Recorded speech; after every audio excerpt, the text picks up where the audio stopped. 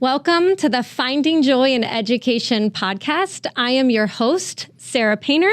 You are listening to episode 3, Finding Joy Through Student Engagement. In our first segment today, this is our Toy Story segment. I have Mr. Gerard Madrinnen. He is our 2024 Pinellas County Teacher of the Year. He's also a band director at Seminole High School. Gerard, thank you for joining us today and for being in the studio. Thank you. I always ask every guest before we begin to tell me your story. So, Gerard, what's your story? Well, I'm the band director at Seminole High School, but I started off as a safety patrol at Bowder Elementary right across the street. Woo! And then I was at Seminole Middle School. I was the outstanding 6th grader and 8th grader in the band there. And then I got to high school. I had a great time in high school, and that's part of what guided me back to Seminole High School. I was the drum major there. I did University of South Florida for my bachelor's degree and my master's degree. Something that I like telling people is that I started off as an elementary school music teacher for 6 years. I was very reluctant at first, and then I really it kind of pulled me in. And the more that I understood those students and what they needed, the more I really cared about it. Yeah. And so when Seminole High School came open, my mentor decided to move on. It was kind of a struggle. It was this thing that I just kind of ironically started doing. And then I just resonated so well with elementary. But then I did move on to Seminole High School, and I've been there for the last 11 years. So you went from elementary to high school. That's correct. How was that transition? I really wear it as a badge of honor because in elementary, as you know, you need to be really strong with process. Yes. You need to be really strong with your plan. Yeah. And just kind of knowing my high school colleagues, sometimes you can kind of shoot from the hip a little bit. Yeah. It can be a little bit more casual and pedestrian in high school. And so that kind of became a strength of mine with elementary. And I definitely revisit and exercise that on a daily basis with my high school students. Wonderful. So today we're talking all about student engagement. I think you have an interesting perspective as a band teacher. Right. So Gerard, what I want to hear is how do you define student engagement and why do you think it's essential for education? Well, student engagement, for me, when I first think of that concept, is every student is wired differently. They bring to the table their unique experiences and backgrounds. And so when we talk about the engagement piece in a classroom, on paper, it can look the same for everybody. However, we know that, especially at the high school level, students aren't just juggling what the objective or the learning goal is for the class. Mm-hmm. They're also dealing with how they woke up that day, what else might be going on at home, and especially with high school, what's going on socially. Right. And so we're trying to connect all of those elements. So student engagement to me is how do we connect and let each student in our class feel heard? Yeah. Because once they have that trust that they are being valued, that they are being respected, that they are being seen with all the different rigmaroles that they're bringing to their table, then they'll be safe to kind of gain and open up in our classrooms. So what are some of the perceived barriers to student engagement, especially in high school? So what are the things that maybe could impede having successful student engagement in the room? Yeah, I mean, I think it kind of starts and ends with trust. Yes. The more that a student can feel like they are valued. Like, for example, when I was an intern, a student came up to me, and this person went on to major in music and perform professionally and was just outstanding, just stellar potential, and pulled me aside and told me, you always let us out on time. And I just want you to know that that goes a really long way with some of us. Wow. And so they told me that 15, 16 years ago. And, it's such a mundane thing to just make sure that you have time to pack up. You have time to maybe even stand around for 4 seconds before the bell rings. Yeah.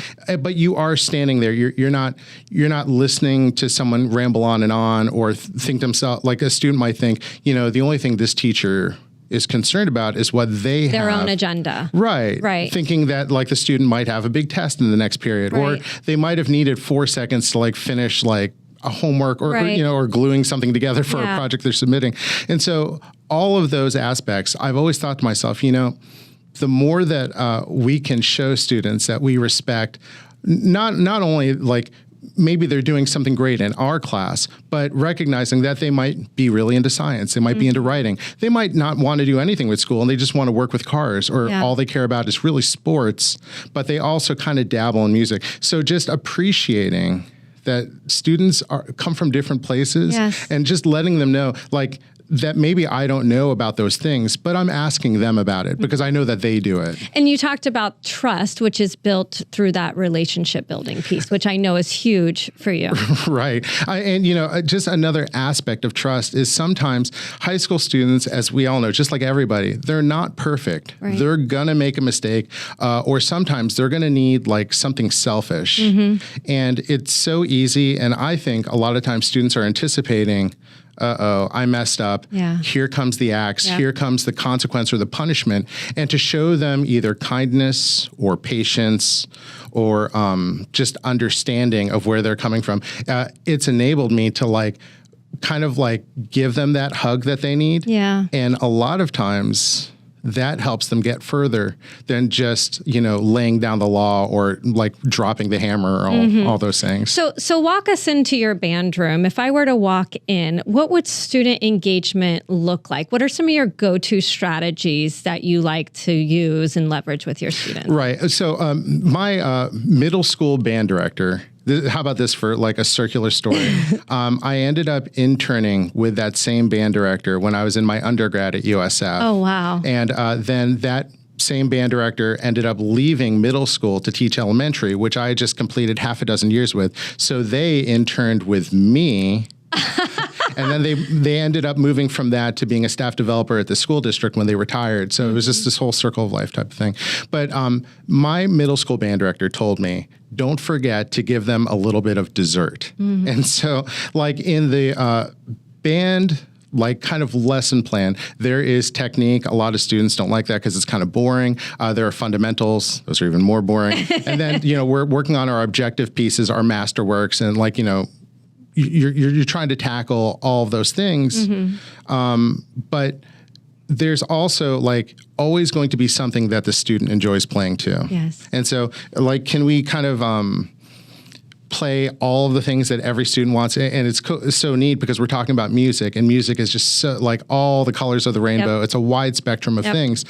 Of course not, but to offer that as kind of part of what we do every day is something that, again, when we're talking about teenagers in high school, and sometimes we don't give them enough credit that they can be complex and sophisticated, and they can appreciate and they can be grateful.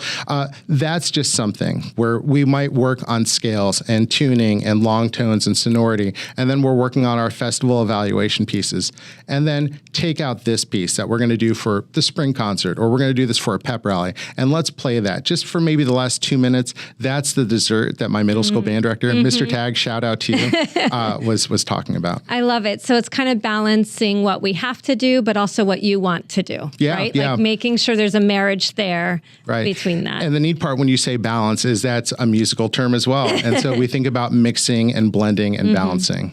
So when you are planning for student engagement, what does that look like? How much of it, I guess, is planned and how much of it happens in the classroom just naturally? Well, the neat part about music, and I think, we could probably say lesson planning at large, is that a lot of it is intuitive. When we put things down on paper, we can kind of see with our eyes the balance and the blending of what we're doing, so that as it comes to life in the classroom, we plan that. And so a lot of it for us is down to minutes. If we have a 46-minute instructional period, that really comes down to about 38 and a half minutes of seat time for us. And so that we have to play long tones, we have to play scales, we have to play our festival assessment music. So each of those pieces go down as minutes, and we just make sure that we always save some minutes for dessert. Yes, I love that. I love that so much.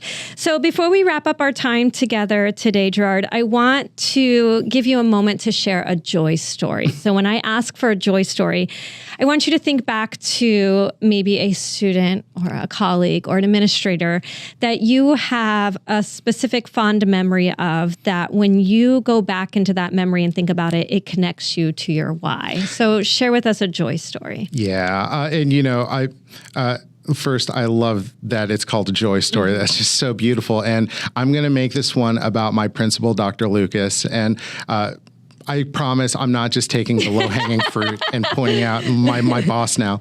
But Dr. Lucas is a very unique principal for me because my senior year, when I was in 12th grade at Seminole High School, and I was the drum major, Dr. Lucas was just Miss Lucas, and it was her first year as the band director at Seminole High School. Wow. So we have this kind of long paired journey together.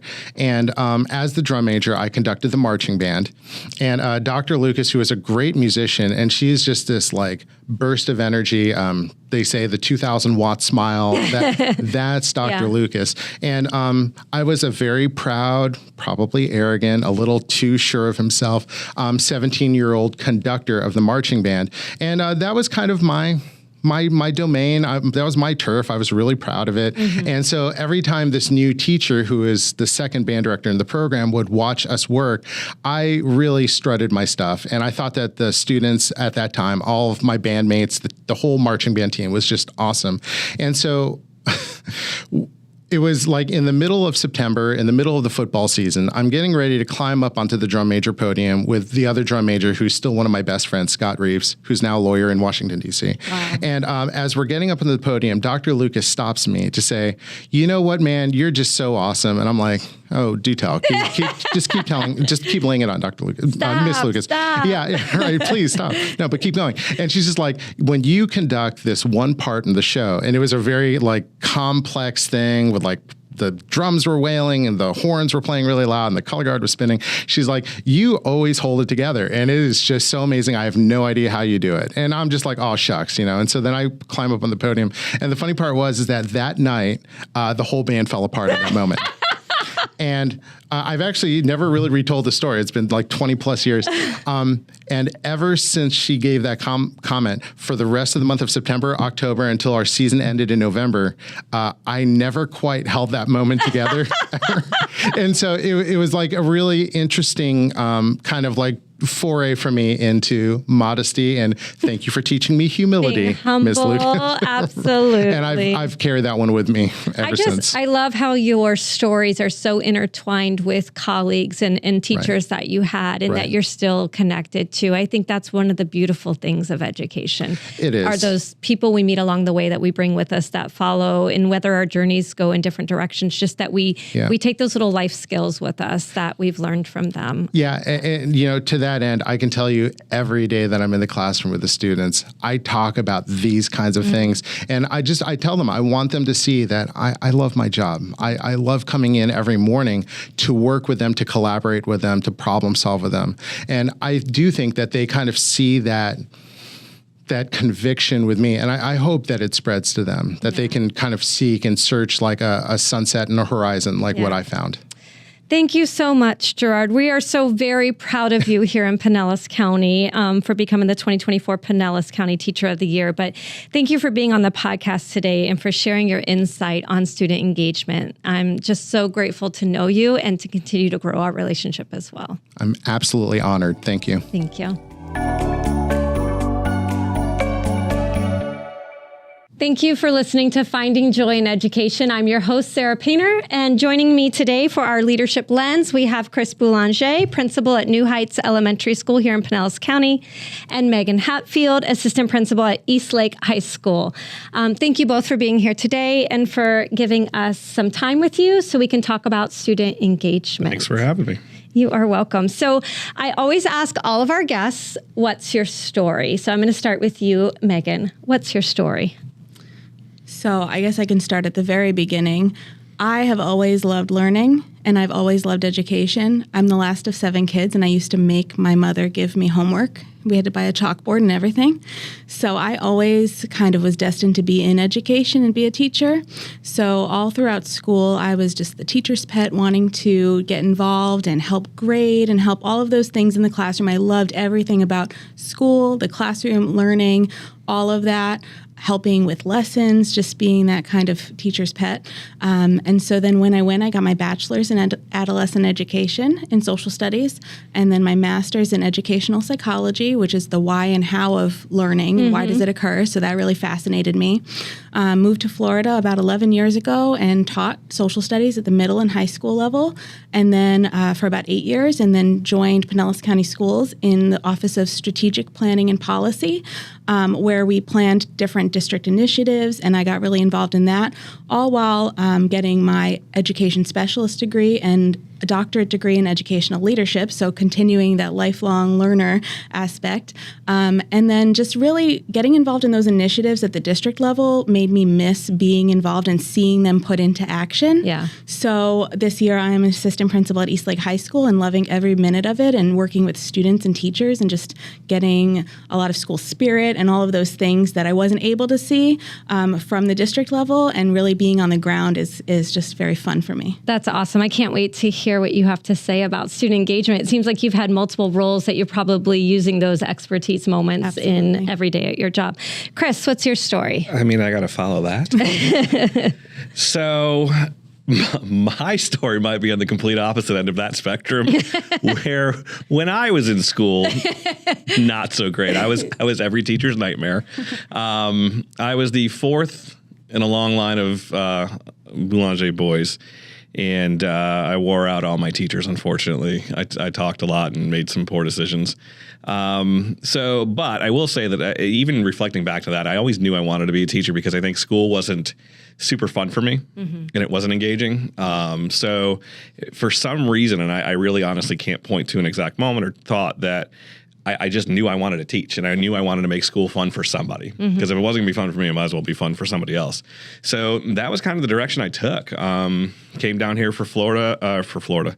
Came down here for school in Florida, Lakeland, and that was a culture shock, moving from Connecticut. But I went through the school up there. Ended up taking my first job over here in Pinellas County at Eisenhower Elementary School. I heard you had a really incredible teammate for quite a few years. Yeah. Tell me about her. I'll tell you what, Mrs. Downs was No, and I taught fifth grade for a while, fourth grade, and then this teacher just showed up one day, and she needed me to take her under her wing and kind of show her what direction to go in. I'm kidding. I had the pleasure of working with the State Florida Teacher of the Year. I tell people that, and they go, "No, you didn't." And we taught together for, gosh, that was 13 some of years. the best teaching years of my life. Was when we team taught together. Yeah, I taught math and science. You did not. I did the other stuff. Word on the street is you actually ended up teaching math and science. I did, and I did pretty well, obviously. I know. Look at us. We got a podcast now. So now. now you're an educational leader. Tell me what led you to that. It continued to be a thought in my head, and I'm somebody that kind of takes things as the comfort comes, I guess, and where I let I guess I let my direction kind of come when I'm comfortable and I see opportunity, right? So in the classroom, it was awesome. I loved my kids. It was me and those 22 kids, and then it was me and those 44 kids, and nobody else existed. And I've always kind of had that mindset, and I wanted to do more, and I wanted to impact more kids. And so I took on an MTSS role while going to school. And I had Principal Sandy Downs kind of tap me on the shoulder and go, "Bud, when are you doing this?" And kind of push me towards that ed leadership thing, and I did. And from MTSS, I jumped to the AP over at New Heights and took over as the principal 3 years or so ago, and been there loving it ever since. Awesome. I love it. So when we talk about student engagement, I really want to dig into what that looks like on your campuses. What do you look for when you're looking for student engagement? How do you foster student engagement with your teachers? I want to hear all things student engagement. So Megan, I'm going to have you kind of answer that first. So I think it's going to look like different things depending on where you are on campus. So student engagement campus-wide is going to be something that really needs just a huge effort from all people involved. Admin, your teachers, your support staff, your cafeteria staff. It's gonna be everywhere. And so to engage students in those school-wide activities, it requires planning, but it's so worth it. And just the rewards that you get by seeing students having fun at school, it just reaps many benefits. But then also engaging them in the classroom is going to look different, and it's going to look like they're just involved. And I always tell the teachers that I work directly with, here's a little cheat code for me. When I come into your classroom, just know, I'm just looking to see what students are doing. And so when students are doing things in the classroom, they're having those engaging experiences, their activities, they're doing hands-on learning. That's how they make meaning out of what they're learning. Absolutely. They can do so much nowadays online. And as a district, we've done a great job having all of these tech tools, right? So we have Canvas, and that's wonderful, and it served an awesome purpose and still does for when students aren't able to come to school. They can access their learning from home. But we need to give them more than just that to get them in the classrooms wanting to be in school doing the learning, not just doing it on their own. Right. And I think the key to what you shared was it's students doing it, right? Not the teachers. Because when the teachers are up there doing all the work, they're doing all the learning. And so when we shift that and we make sure that the students have that ownership and the students are doing the work, that's when student engagement really blossoms. Chris, what does student engagement look like at New Heights Elementary? So it's high energy. When we look to bring in team members, it's always people with high energy. Because here's the deal. If starting at the top, if admin's not energized and leading that charge on campus, then it spills into the rest of your team. And, we want those classrooms to be enjoyable. We want those classrooms to be full of joy, for lack of a better term, and to use your am I going to get charged for that? You might, yeah. Okay. I'll bill you after this section. Fair enough. Yeah. No, but it's an encouraging thing because if the teachers are creating an engaging classroom, they're enjoying their job, right? Yep. And if they're not enjoying their job, guess who's not enjoying learning or learning anything? It's the kids. So it's always a push to kind of get people to just go, yeah, we've got all this to do, but let's have fun doing it. Yeah. Let's figure out a way to get yourself. So how do you do that? How do you bring the fun to your campus? Well, one of the things is I have a past history as a DJ. And so on Fridays, I DJ every couple Fridays. You got to build it up. Can't have it every Friday. Otherwise, the kids are like, you got to start getting requests. Anyway, so on Fridays, we DJ, I DJ a whole set outside as the kids are coming in at 8:15. And we just have an entire school dance party. It is 700 kids running around dancing. And the teachers, we're fortunate enough to have 2 floors, so people up on the second floor dancing outside. It's a really cool opportunity to, number one, show that school's a fun place to be. Yes. And number 2, to show that we're a community and a family that is here together, taking on this challenge that we face every day of learning and becoming better people. So thinking about that fun, how do we leverage that fun and that engagement for it to contribute to academic achievement and learning outcomes? So I'll have you share first and then we'll go to Megan. So how does that lead to student learning outcomes? Yeah, so a couple things that we've looked into or leaned into this year have been it's funny how semantics in education mean a lot, right? So 2 of the things that we use, or 2 phrases that we use, is evidence of learning and evidence of instruction. And talking to our instructional team about, if we walk into your room, right, or you're in your classroom, because that's really what it's about, is the teachers looking for that evidence of learning. What do you expect to see, right? And one of the activities we did this year to do that was a crime scene classroom, where if the fire drill goes off and the students walked out and somebody walked into your room, would they be able to tell what was going on? And what evidences were there? Is there kids taking notes? Is there a small group table? What's going on in the classroom? So to kind of highlight that. So really pushing the teachers to look for those evidences of, are the kids engaged in learning, and what do you want? Because sometimes we don't think about that. We come up with these grandeur lessons and it's going to be great and yay, rah, rah, but we don't think about what I want the kids to be doing. Yeah. So that's something we've kind of pushed in on a little bit too. And then the evidences of instruction, obviously, as well. So I feel like that leads, though, to intentional planning, right? Yeah, like to be able to look for those evidences, you have to have planted them. And you have to know before walking in that you're going to be looking for that. Yeah. And lean into that uncomfortable feeling sometimes of doing something new. Mike Tomlin had a great interview piece the other day of, he loves coaches that run away from the coaching. It's running into that coaching and running into that uncomfortable feeling and running to the discomfort sometimes of trying something new. If it crashes and burns, it crashes and burns. Right. But you're all going to have a good time doing it. Right. Megan, how do you feel that the student engagement lends itself then to student outcome data? Yeah, absolutely. well, like you said before, if students are doing the learning, they're the ones who are equipped with those skills to then transfer that knowledge, apply that knowledge.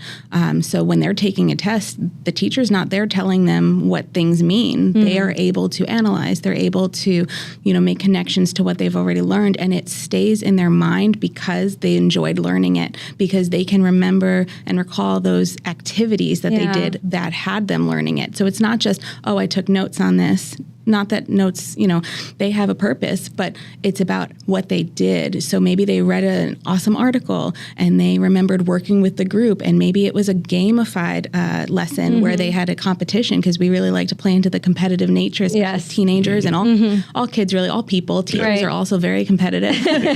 So, when they have those experiences that they can remember, and they can, then apply their knowledge that they've gained to any task that we give them, it's going to have tremendous outcomes for their, for their performance, and then just also for the teachers, because teachers really need to buy into that as well, because they want their students to do well. So when you can make things competitive for them as well, that can also lend itself to good outcomes. Yeah. So before I ask you to share your joy stories, I just had a quick question about what structures do you have in place to ensure that teachers are thinking about student engagement? So from an administrator, what structures do you put in place to make sure those things are happening? It's a great question, because it's something that you have to be willing to constantly look at, because so the monitoring piece is what it is, right? So with my ILT team, who is an incredible group of people, we sit and we talk through what do we want to see in the classrooms, and how do we provide feedback, meaningful feedback to teachers, because it just can't be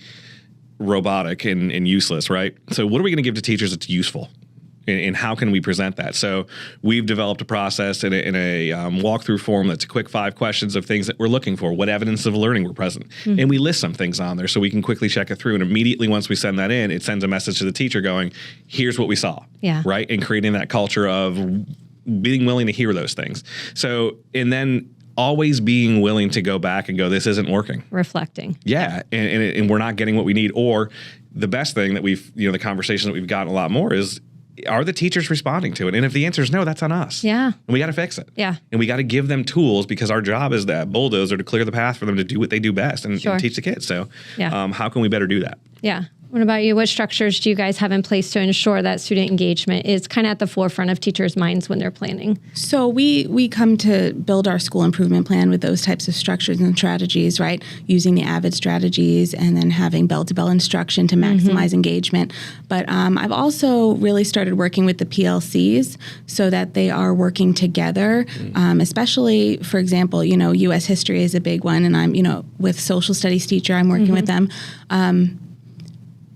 They might not have common planning, but on their planning period, they can visit each other, even if it's for 5-10 minutes, and just see, because they are teaching the same content. Yeah. And so it's not about critiquing, but it's about sharing strategies and, seeing how someone is using a resource. Let's say it's a document to analyze or an image, seeing how one teacher's using it, giving suggestions. Oh, this is how I might use this. Or, oh, why don't we develop some common questions we can use, so it's across the board engagement. It's not just going to be dependent on which teacher you have, because some teachers might, be having students play games to learn, and then other teachers are doing videos. And so they're all using different strategies to teach. And it's about pulling from the best of those strategies to work collaboratively to really have it. So it doesn't matter who your teacher is, you're still going to learn and get all those opportunities to learn in a fun, engaging way. Yeah, so it sounds like you provide space for that to happen. And then you have the feedback, which is so necessary for teachers to be reflective and go, is this working? Am I producing what they're looking for when they walk into this room? And is it matching to what I assume was going to happen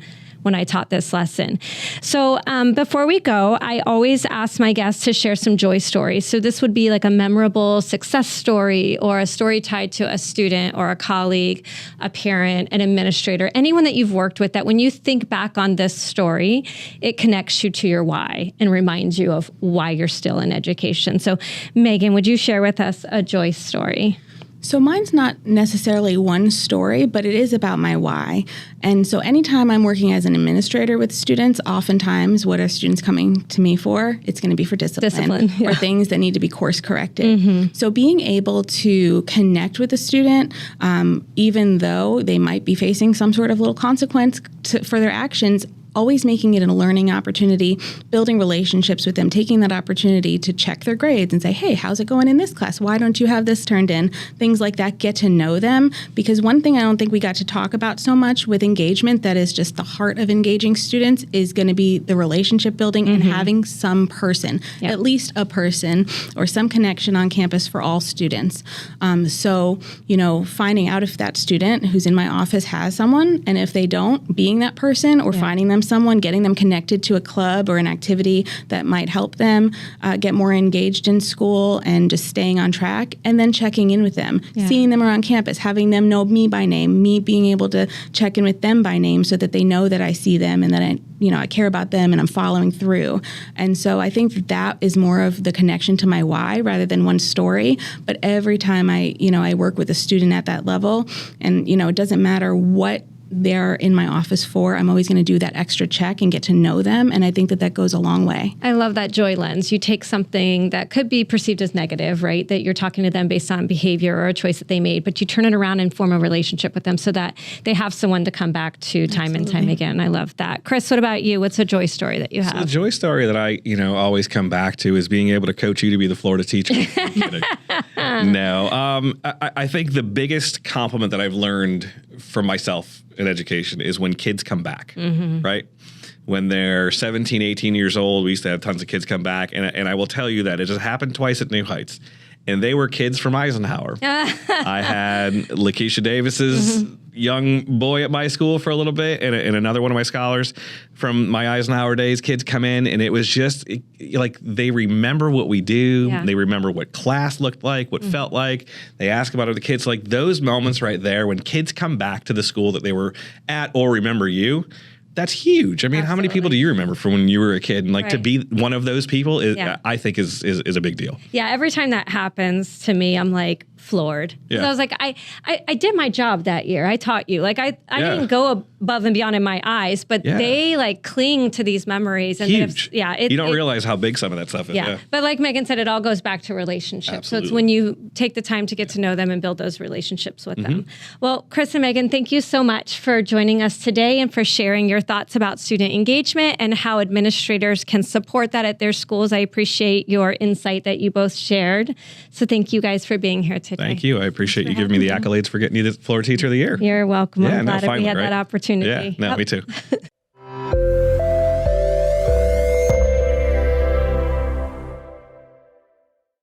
Thank you for joining us on the Finding Joy in Education podcast. I am joined today with some incredible teachers for our segment called Finding Joy in Education. We just heard from some pretty incredible administrators here in Pinellas County in our Leadership Lens segment. And so as we move into the Finding Joy in Education and in the Classroom segment, I'd like to introduce you to the guests that are here today. I have Miss Nicole Kengot. She is a 5th grade teacher at Plum Elementary and the 2019 Pinellas County Teacher of the Year. Across from me, we have Mr. Justin Grimshaw. He is a 5th grade teacher at Orange Grove Elementary School. And then over here, we have Miss Jordan Eckern. She's an 8th grade advanced science and 6th grade avid elective teacher at Safety Harbor Middle School. So thank you guys for being here today. Absolutely. Thank you for the opportunity. You are welcome. So I ask every guest to give us a little bit of context of where they were to where they are today. And so I'll ask that in the form of asking you what your story is. So Nicole, I'm going to start with you. What's your story? Okay. Well, I'm born and raised in New York, and I started working as a job coach, working with deaf adults. And then after I graduated, it was a seamless transition to working at Milnick Manor School for the Deaf. I was working with students in high school for the School to Work program. Oh, wow. And it was great. And then about 3 months into the position, I was told that I was going to be moved to a 1214 ASD class. Oof. I was... Wow, you won the lottery. Oh, that's right. I was the 3rd teacher who was in that classroom, and it is absolutely the foundation of who I am as a teacher. I was there for about 5 or 6 years. Wow. Absolutely loved it. Learned so much. And then after my husband and I got married, we moved down to Florida. I was at Sandy Lane for a couple of years. And then I've been at Plum for about 7 years, primarily in 5th grade. Awesome. I can't wait to hear some of those stories and how that connects to student engagement in your classroom. Justin, what's your story? Yeah, born and raised here in beautiful Pinellas County, actually St. Petersburg. I'm a product of Pinellas County Schools, first grade through through 12th grade. I never thought I was going to be a teacher, let's put it this way. I was probably one of the worst students Pinellas County ever had. You heard it here first. Yep. Behavior, I was fine. I couldn't understand why academics were important. I didn't understand why education was important. I was great at music. I was trained in jazz drums. Prove it. Yeah. Sticks. But yeah, my whole outlook was, I'm just going to be a musician. That's all I need. Ended up barely graduating, went to college, got a degree, and then worked in the private sector for a long time and was just miserable. Couldn't really find my meaning in life. My wife is a teacher. She was teaching first grade, and she asked me one day, you should come in and volunteer. And within 15 minutes, and it sounds super corny, but I don't know, something inside of me was like, oh, this is what I was meant to do this. Yeah. Went back to school, got my degree, and been teaching ever since. Started my career off at New Heights in kindergarten.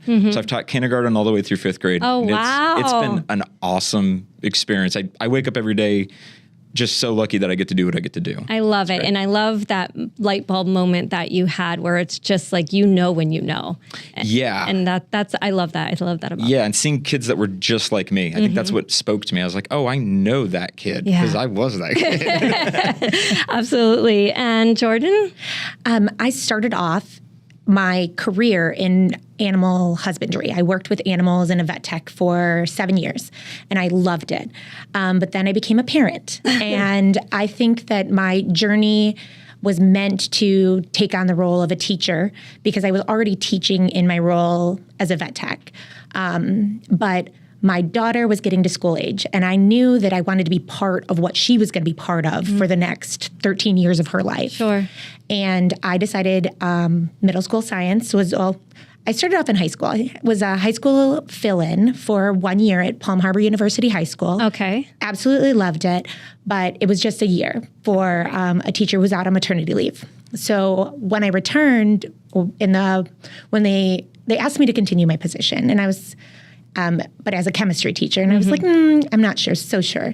So I went to middle school science and started off at Tarpon Middle School. And I loved it there for 4 years. But then had another child and wanted to be closer to home. So I live in Safety Harbor. I work in Safety Harbor. My children go to Safety Harbor Elementary and Countryside High School.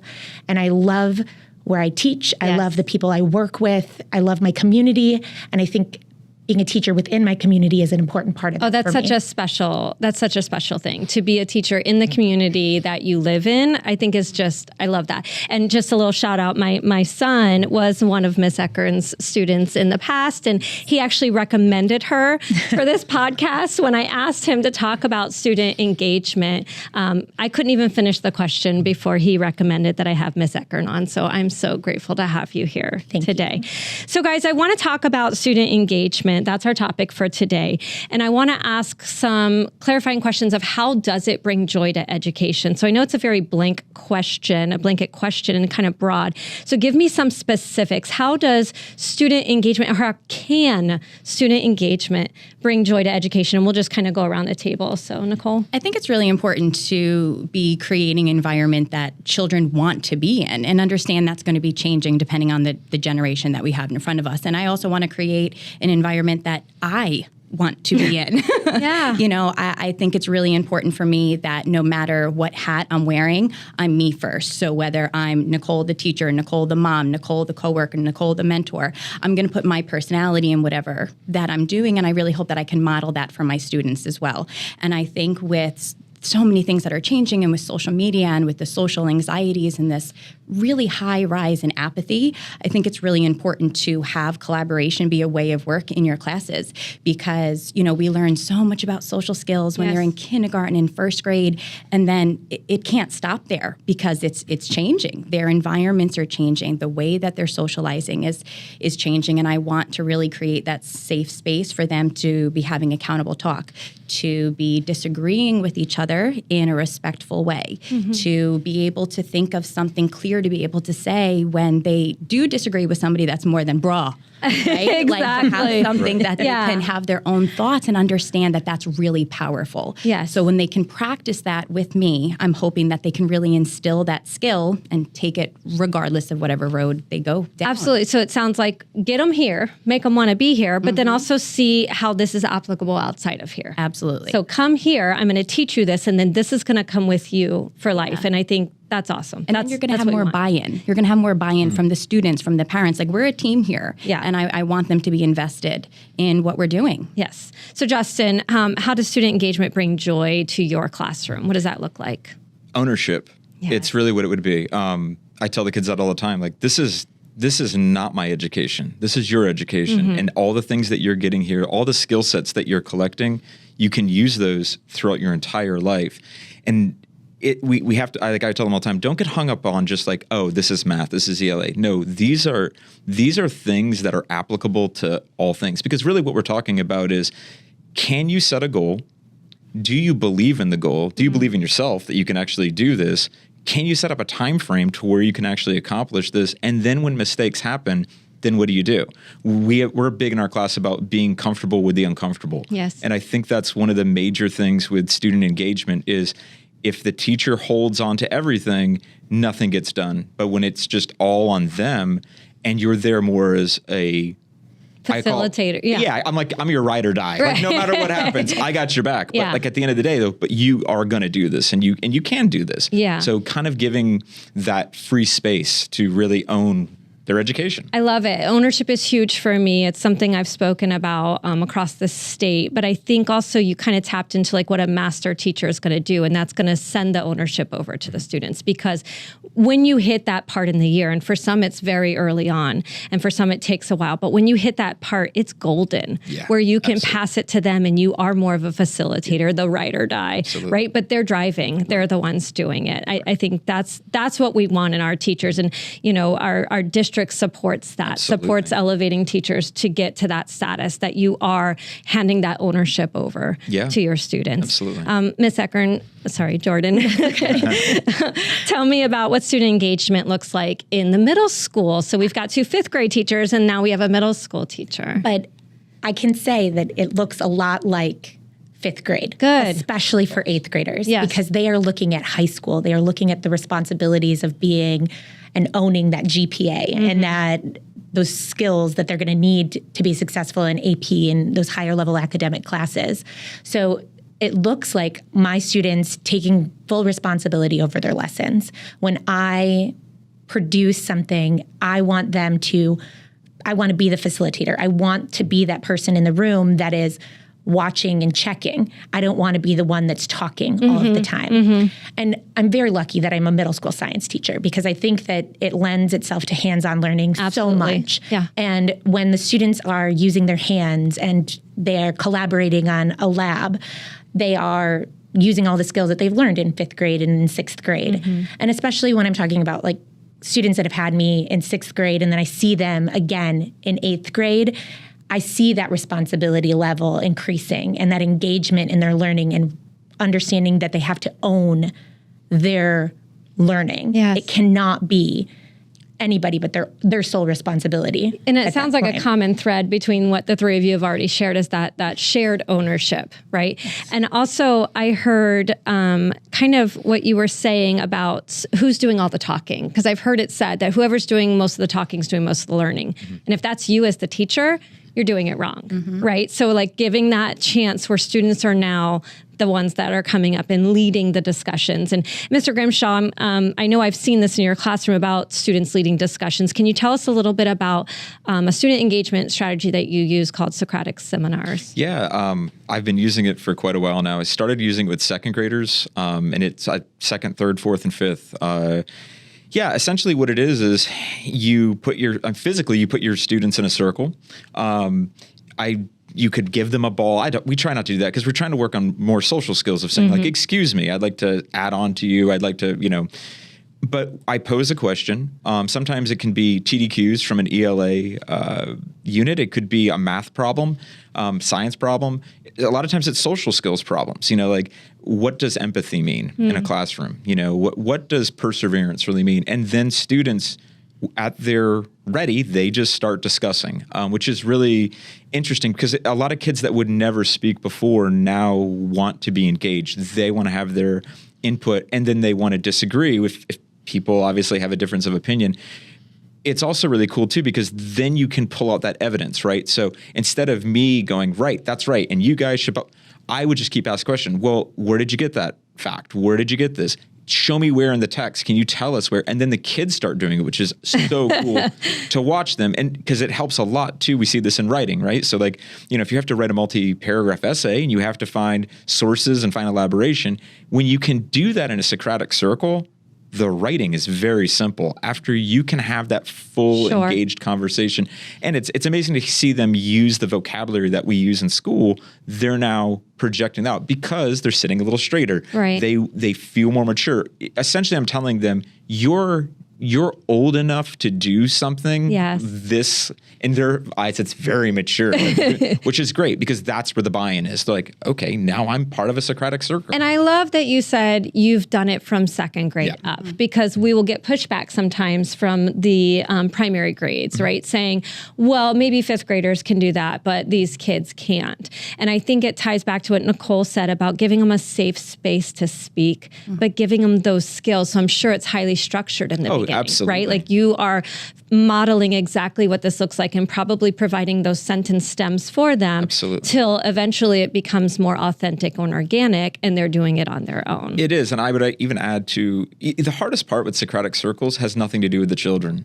It's us. Getting out of the way. Psychologically, giving that much control to a classroom and being able to have it be messy. Like I started off playing jazz drums, and in a jazz band, this is how it operates. You show up to a gig, somebody starts playing, you kind of know what you're doing, right? You know the basics, but where it goes, it's up to the group. And sometimes it doesn't look fancy or like put together, but it evolves into something that is so authentic. And that's where the real learning comes from. And I try to tell other teachers this all the time, like, it's okay if you're uncomfortable.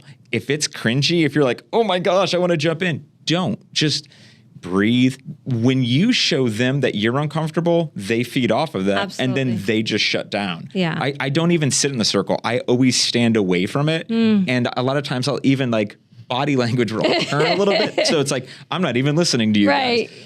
And that's when you really start hearing that. But yes, I agree. There's a lot of groundwork that must be laid in before you start something like this. Yeah. Nicole, what's one of your go-to student engagement strategies? How do you get your students talking and owning the learning? So Socratic Seminar is absolutely one of the biggest things that I do. We do a lot of World Cafe, Bend the Line, different things like that. But I think it doesn't really matter which collaboration structure you're using.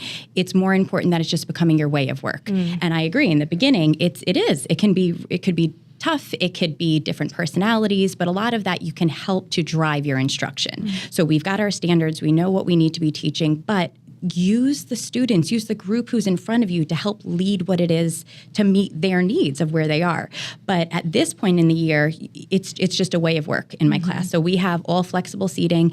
It looks like a little Google headquarters and everybody's kind of in their groups. But a big reason that I started that way for the environment to look was based on collaborative structures, because that was my way of teaching. And then it just lends itself to the kids to be able to work together more. But I think it's just something that you can't just have when you've got an administrator coming in to observe. It really needs to become part of the culture and community in your classroom for it to really have that authenticity in it. Yeah, I love it. And I think sometimes providing those boundaries in the beginning allows for creativity later, because they know what to expect, but now can play it a little bit with it and finesse it a little bit to make it work. And I'm sure it looks different year to year in your room as well, because you have a whole different group of students sitting in front of you. And then over time, they start to hold each other accountable, which is really cool to see. So somebody who might be a little bit more quiet in the beginning of the year, you might have like talking pieces or something, but then it starts to be that they're holding each other accountable. And that's how you get that real community within your classroom, that it's not so teacher driven, but it's really because, no, we're in this together. Let's make sure all voices are heard. That's great. Jordan, what does student engagement look like? What are some of your go-to strategies? My absolute favorite is every day when my students come in the classroom, there is an attendance question. We start off hearing every single voice in the classroom and making sure that everybody's listening to one another from the outset, so that when questions come up, when discussions need to be had, everybody values each other's opinions. Because middle schoolers, they become very tuned out from each other. They can very much say, well, those are the smart people, or these are the people I'm not going to listen to. And I don't allow for that in my classroom. I think it's really important that you hear every voice, even if it's like, how was your weekend, or what was the best thing that you learned in your math class today? So it doesn't have to be about my science course, but it can be about anything that they are related or can relate to, even Starbucks versus Dunkin', in the beginning of the year, just to get to know who my students are, and with a question every single day.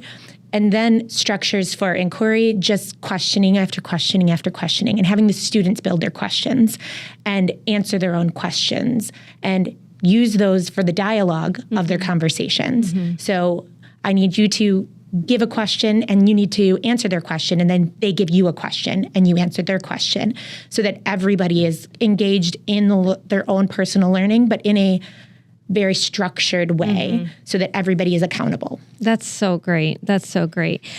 So I want to talk just real quick before we wrap this up, how student engagement has evolved over time. So think back to even just 3 years ago, what student engagement looked like compared to what it looks like now. And how do we give advice to current teachers for how to reach their students? And this is open to any of you, if anyone has anything to share about that evolution of student engagement. I think, again, it goes back to being you and putting your personality in what it is that you're doing. And it's important to be looking for ideas from other teachers, but you have to really follow that teacher instinct to be doing what's best for your students. And if you can lead with that, then you're not going to get burnout. Because if anything, you're going to be energized because you're so true to yourself and what you know is best for the students. And if you're leading with that and you're leading with your heart and you're looking for joy, then all the other pieces just really do fall into place. Yeah, I would say, especially for anyone who's new to this profession, film yourself teaching. I was so fortunate when I worked at New Heights to have so many great instructional coaches that fostered this idea of, and it was never like a gotcha. It was, hey, you should put a camera in your room just for you, watch it, and then ask yourself, who's really doing all the heavy lifting here? And it was, I didn't know what I didn't know, and I think it was one of those things where after seeing that, I was like, oh my gosh, okay, so now what? I would also say too, you also have to really know the curriculum. Yes. Like if you don't really know the curriculum and you don't know all the different questions that you would ask a student, and if there's surprises and you're like, oh, now what do that can go really wrong. So I think, with student engagement also has to be, and I agree 100% with you, is the teacher engaged? Yeah. Are you just going through the motions, or is this the thing that like you come to school every day like, I can't wait to do this. Is the teacher engaged and is the teacher prepared? And I think intentionality has to be behind student engagement, because it can go south very quickly in regards to student engagement if it's not intentional and based on the outcomes that you're looking for, which is the standards, the benchmarks, the brevity of the content limitations, knowing that I only need to go this far with this, and this is the structure I'm going to provide to help students get there. Jordan, did you have anything you wanted to add about that? All I want to say is that you need to use your human resources. The teachers that have been doing this and doing it well around you, find somebody that you enjoy working with and that can look at your lessons before you do, and look at knowing the students that you have and say, this is going to work really well, or this might be where you need to adjust. And our instructional coaches. Yes. Those are use the people, because they go to other schools, they see other lessons, they know things that work, and use those people to make sure that you are providing the most authentic and engaging and interesting lesson that you can to the students, because they have so many other things that they are interested in and want to be engaged in. Right. So you really have to work at being in being excited Yes. about the things that you're teaching, Right. using even your tone of voice and using your body movement, Yep. using your posture. Yeah. All of those things are so important to show the students that you really care as much as your words are saying. Absolutely. So as we wrap up this segment, I always like to end with joy stories. And so I'm going to ask the three of you to reflect for a moment and think of either a student, a colleague, an administrator, anyone that you've encountered that when you think back on this story, it connects you back to your why you are an educator and why you are still an educator. So Jordan, I'm going to start with you and swing this way. Absolutely. So share your joy story. I have a student this year who has not always been successful in science, and he sees me first period in the morning. And he, after a lab that we did for photosynthesis, he came in the next block and was like, "Are we doing a lab again?" And I was like, actually, we are today. I hope that's okay. And he goes, "No, that is so exciting. That's why I'm here today." Oh my And gosh. so I was so incredibly surprised by that comment. And he has worked so hard to understand the material and to participate fully. And he even went after our third lab, that same unit, and was like, "I've never had this experience in science. I've never had this many things that I've got to do Yeah. and be engaged with." And it was so heartwarming to me to see his grade improve over the course of the year so far, going from a low-level performer to a completely engaged, enthusiastic student. And all it took was that intentional planning of giving him opportunities to experience it firsthand. So it's not you doing it, but him doing it. Absolutely. I love that. Justin, joy story. Yeah, man, I'm fortunate. I have a lot of really awesome stories. One comes to mind this year. I have a student who, he was a lot like me. Definitely doesn't do homework. Second, third, fourth grade, that was not for him. Video games were his deal. He came into my room and I met him with data. This is where you currently are. Where do you want to be? Are you happy here? Do you want to be here? And he told me, "I want to be here, but I don't think I could." And I was like, "Well, no, you totally can, because Right. we'll just set goals and we're going to get Sure. you there." Make a long story short, this is a kid who wouldn't do any homework till on Sunday nights he does homework. So on Sundays he's doing 60 to 70 iStation minutes. Not because he's getting anything from me. There's no reward.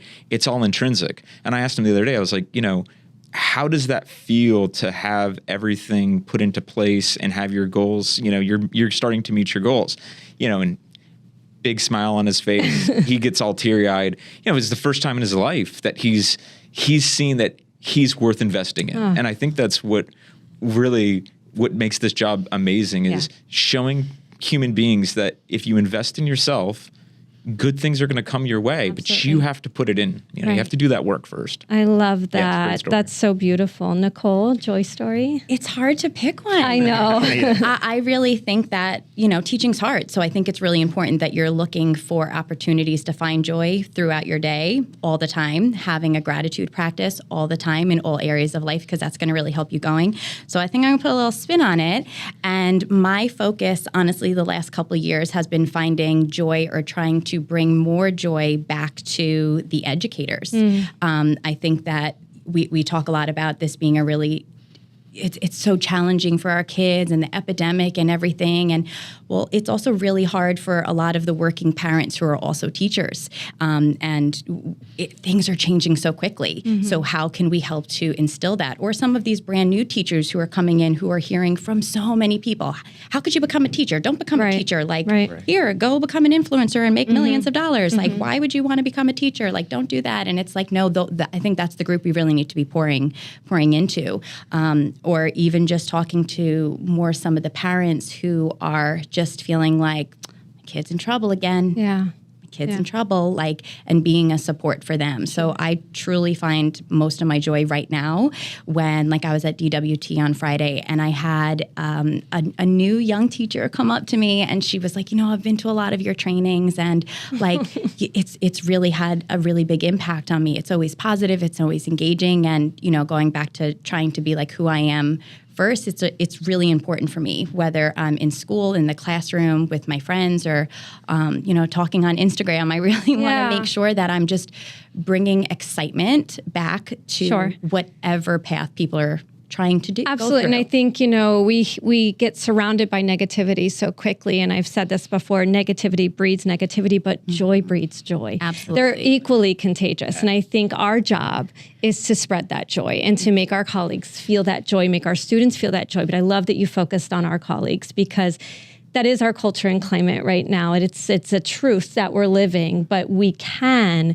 be the light. We can be the joy. We can be the positive. It's an intentional, just like planning for student engagement, it's an intentional stance that you have to take every single day. It's a decision you make every single day when you step onto your campus. I just want to thank you three so much for sharing your expertise with us today, Nicole, Justin, and Jordan. Thank you for being here and sharing your insight. And I appreciate hearing all your joy stories and the ways that you leverage student engagement in your classroom. So thank you so much. Thank you so much. Thank you for having us. Thank you.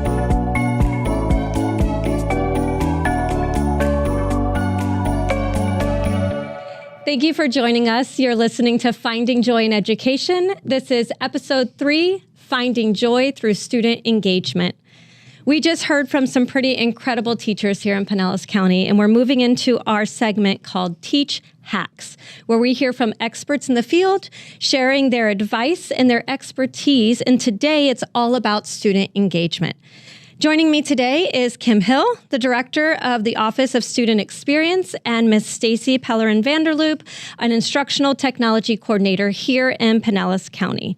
So ladies, before we get started, I always ask every guest to tell me their story. So when I ask you what's your story, I want you to give us a little context of where you started to where you are. So Stacy, what's your story?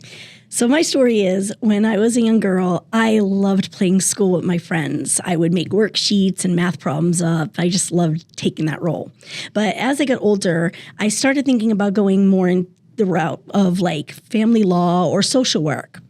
But I stayed grounded in the fact that school was always my safe place. Mm-hmm. It was my consistent place where I could go and I trusted it. And my teacher was like always there for me. And I wanted to be that for other students. So when I made my decision to go to college, I majored in elementary education with a minor in specific learning disabilities. Mm-hmm. And that's how I ended up there. So you spent how many years in the classroom? I was in the classroom for 20 plus years. Wow. And then what led you to the position that you're currently holding here in Pinellas County? So even in the classroom, I enjoyed using technology and to engage my students. And I was pretty good with figuring out technology platforms.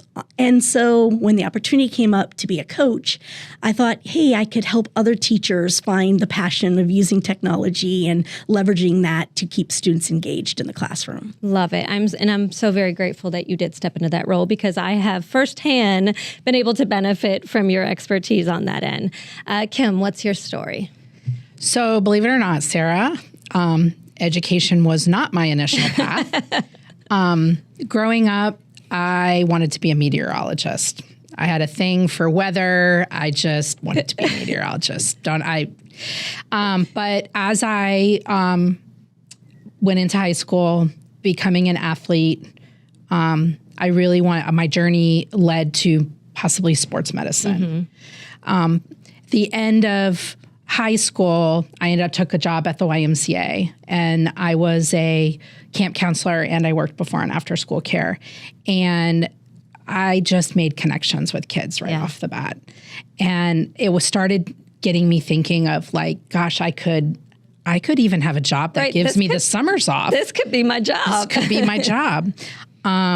So I changed my path. And so when I started college, I decided I'm gonna be a teacher. Mm-hmm. And so that's kind of what led me to that path. And I was lucky. I started off teaching at South Ward Elementary School. I've heard of that school. In fact, I heard that there's some legend about this incredible intern that you had while you were out South Ward. Would you share a little bit about this legendary intern that you took on? I did have this legendary intern, and I believe that her name was Sarah Smart at the time that she was interning with me, who is now Sarah Painter. So yes, Sarah was my intern while she was doing her final internship and took over my classroom, not without, I have a little control issues. Little bit. A little bit. That's a whole nother issue. podcast. That's a whole nother podcast. But I was blessed to have you as an intern, and that, led me to helping grow adults too. So stepping out, and when I wanted to go for my master's, administration was not it. I wanted to be a curriculum specialist. I wanted to do that. And somebody talked me out of that and said, you need to go into educational leadership. You have a niche for being a teacher leader. And I think that reminds me a lot of what we do for students. They have one idea of their strengths, and we can kind of have this separate lens of what we see and leveraging those strengths to push them towards something maybe they hadn't thought about, but that they are so rightfully skilled to do. And I think about your journey. I mean, as your intern, I feel like I learned more with you in those beginning years than any other time under any other leadership, because you had what it took. You believed in me. And at the time, I thought you were kind of like pushing me out of the nest too quickly, but I learned so much because of the faith that you had in me. And I think that that's not necessarily true of every administrator or someone who takes on an intern. So I'm very grateful for the way that you lead, and I think our district is grateful for the way that you lead. So you went from classroom to administration, and then how did you end up in this position that you're in now? So after 18 years as a building level administrator, I was ready to try something different. I was very blessed to be in 2 amazing schools as a school principal, but I was ready for a new challenge. And this position came open, and I thought that this speaks to me. Other people said to me, Kim, this job speaks to you. And I believe in Mr. Hendrick's vision. I believe in his vision of 100% student success, but also student engagement and student experiences and wanting kids to have fun in school and challenging them. And so I thought, here's my time. Here's my time. So Kim, thinking about that accessibility, so that no matter talent behind every student, that they have access to this opportunity for student engagement. Speak a little bit to that. I think the game changer was us moving to one-to-one. Elaborate initiative. for our listeners who may not know about our district. So post-pandemic, our district has moved to a one-to-one computer device for our students in grades 1st grade and up, which has been instrumental in access and equity for all of our students. Families that have needed support with even internet support, we've been able to be blessed to be able to do that. So all of these cool applications that we have in technology resources at our fingertips, every student has access to that, which is paramount to not only having access, but it's also preparing our kids for the next generation. Future ready. Yep. Yeah, absolutely future ready.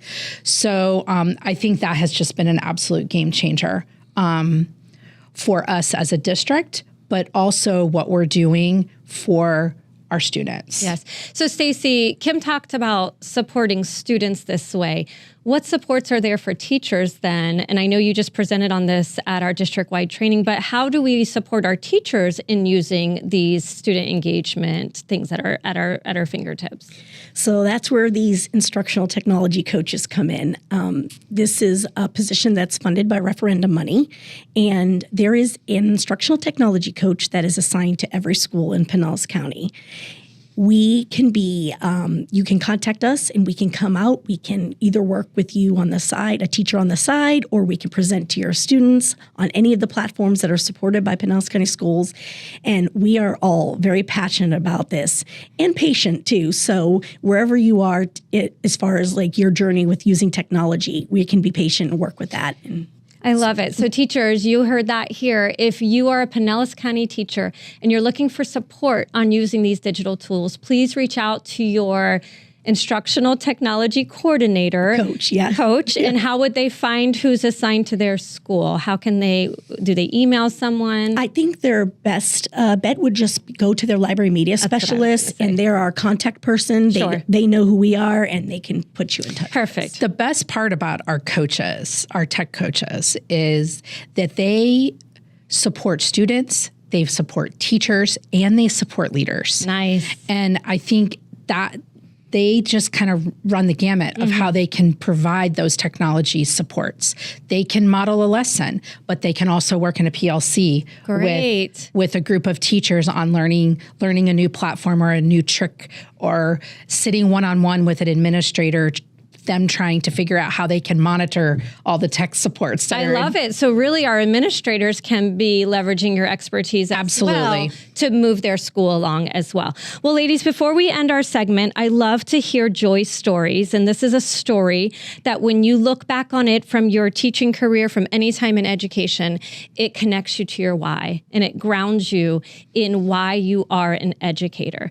So I would love for each of you to share some joy stories of either students, colleagues, administrators, someone that when you look back on that story, it brings you joy surrounded in education.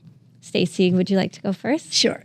So remember, my why was I wanted to stay connected to students, and it's about that building relationships with students. So when I was in the classroom, that was easy to do because they were with me for the whole day. I was able to build relationships.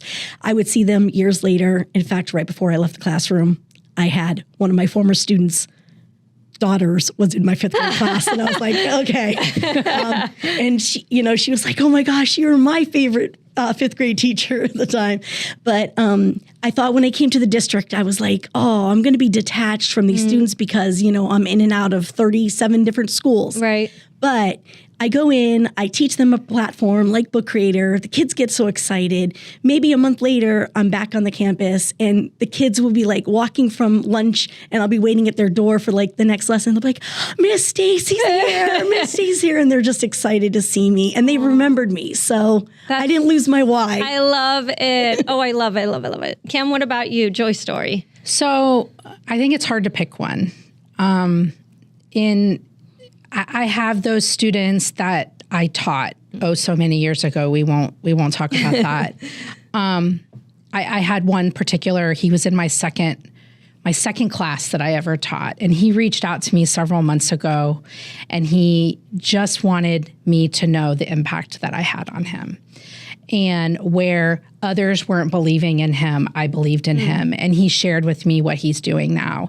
And that really resonates with you because sometimes you don't realize it in the moment, right? The impact that you're making on your students. But I've also been blessed as an administrator and a leader in this district to be able to have connections with teachers too, and being able to have that coach hat on and not always the evaluator hat. And that, ties to what our superintendent, Mr. Hendrick, shared when he was on, and that is that great teachers fix most of our problems. Absolutely. And so when we have great administrators that acknowledge, elevate, and recognize great teachers and pour in and coach them continually. And support them. That is what makes our schools thrive. It's all set on that precipice of great teachers and pouring into them. So that's so precious. Absolutely. But we can't finish without one of my joys is your success. Aww. Because I am blessed that I have been part of your journey and seeing the work and the impact and the ambassador you are for public education right now brings me joy. You are so kind. You need to know that. I'm so lucky to work in a district that recognizes excellence in education. And I'm not talking about Teacher of the Year. I'm talking about what we do in our classrooms day in and day out. And it's because of the support of coaches and administrators and district leaders. I think we are so very blessed in Pinellas County to have that support from the top down. And I can tell you that it's not like that everywhere. So thank you again for your time today. Thank you for coming in and sharing your joy stories and your own stories and just giving us context to understand who we are as a district and the support that you guys have given us. So I appreciate you both so much. Thank you for listening to episode 3, Finding Joy Through Student Engagement. If you have any questions, comments, or would like to be a future guest on the podcast, please email us at podcast@pcsb.org. As you are leaving, please listen to my colleagues from around the country. I posed the prompt, how does student engagement bring joy to education? And here's how they responded. Do you want student achievement? Of course you do. You're a teacher. We all want our students to achieve their goals. But how do they get there? That's where the engagement comes into play. Achievement is the outcome. Engagement is the road to getting there. My name is Brooke Whittington. I'm a former Gilchrist County District Teacher of the Year, and I am 2023 Top 5 finalist for Florida Teacher of the Year. There is no greater joy in education than looking out amongst the students in your classroom and seeing that they are hanging on to every word you are saying. And let me just tell you, whenever you get your students to that point, whenever they are fully engaged in everything they are doing and watching and waiting to see what you're going to teach them next, they're learning. And once they've learned, nobody can take that away from them. Hi, my name is Carrie Johnson, and in 2022, I had the honor of being selected as the Sarasota County District Teacher of the Year, as well as Top 5 finalist for the state. Student engagement, I believe, is the heartbeat of education. When students are actively involved in their learning, magic happens. It's not just about learning and retaining information, but it's about creating connections, igniting curiosity, and thinking critically. Each relationship made, each idea discovered, and each problem worked through adds a layer of excitement to a student's educational experience. Engaged students are truly able to take ownership of their learning, which in turn adds so much value into their classroom. Their enthusiasm is contagious, infusing the learning environment with energy and passion. This engagement leads to both students and educators finding joy, fostering a sense of fulfillment and accomplishment.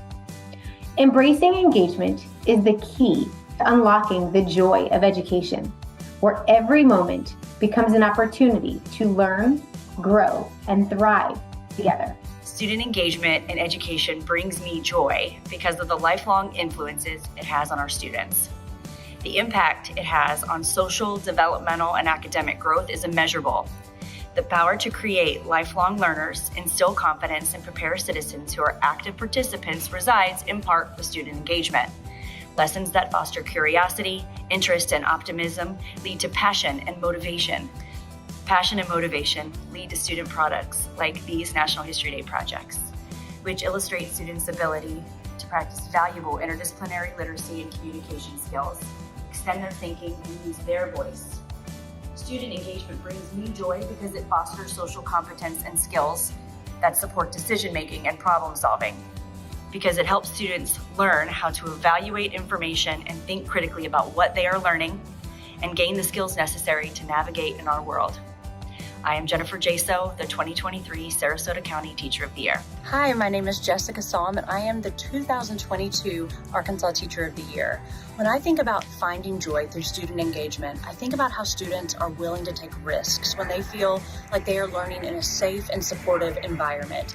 And when they feel safe and supported, they are going to feel more positive emotions like joy.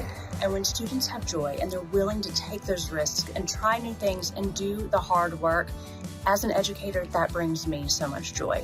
Creating spaces that students want to learn, they feel safe to learn, and they are encouraged to try new, very difficult things gives me joy in learning and leading through student engagement. Hello, my name is Anthony Swan, and I'm the 2021 Virginia State Teacher of the Year. How does student engagement bring joy to education? Students have every right to feel a part of their learning. A lot of times we as educators, we like to lecture and do all the talking, but I found through the years that it's okay for you to stop talking and allow children to collaborate about their own learning. Sometimes children learn best from one another. So it's very important that we as educators sometimes take the back seat and facilitate the learning and just or presence in the room while the children take reins and control of what they are actually learning so the teacher can help everyone in the room be successful. Thank you. My name is Kelly Shrine, and I am the 2022 Alaska State Teacher of the Year. Student engagement and motivation, as we all know, is the key to enhancing learning outcomes. When educators are tying in learning opportunities that are hands-on, personal, relational to students' lives and the world around them, students are more invested in the lessons we are teaching. And when we as teachers see our students grasping new learning concepts and having those aha moments, it brings us joy in knowing that we are reaching them at new levels of learning that are at a higher engagement, which is why it's critical to use high leverage practices in our teaching methods, including positivity and opportunities to respond for academic engagement. We should be helping students anchor their thinking and learning in a way that balances interactive components and reflective experiences that meet their diverse needs. We want our students to love school and enjoy what and how they are learning. Hi everyone, my name is Brittany Brown and I am the 2022 Sumter County Teacher of the Year. I just want to start off by saying that student engagement and joy go hand in hand. When students are fully engaged in their learning, they're motivated. They want to be there. They want to learn. They're actively participating. They are building those critical thinking skills by taking ownership of their learning. They're collaborating with their peers. And as a teacher, as an educator, there is no greater feeling than seeing all of those amazing things taking place in the classroom. Hello, I am Melissa Matz, the 2023 Florida Teacher of the Year. Student engagement brings joy to education by building a community of learning. When students are engaged, they are actively participating in discussions, activities, and projects. This involvement brings joy and excitement to the learning process. Engaged students ask questions, seek out information, and are motivated to learn more, which can lead to discovering new interests and passions. Engagement often fosters a sense of connection and collaboration among students. Overall, student engagement is essential for creating a positive and joyful learning experience, where students are actively involved, curious, connected, and motivated to learn. Hello, I'm Monica Horsley, and I'm the 2022 Monroe County School District Teacher of the Year. And I'm going to share real quickly how I believe that student engagement infuses joy into education. I think this happens because it transforms the learning experience from a passive one to an active one. And in this active learning experience, students are working on hard work, they're collaborating with their peers, they're making mistakes, they're allowed to make mistakes, and they're learning from those mistakes. I also believe that it creates personal relevance, and that connects to the students' lives and to their future goals, which makes them excited for learning. It also helps develop a sense of achievement, and that sense of achievement is tied directly to intrinsic motivation. This intrinsic motivation helps to fuel curiosity and creativity, it builds resiliency, and it helps to develop a passion for learning.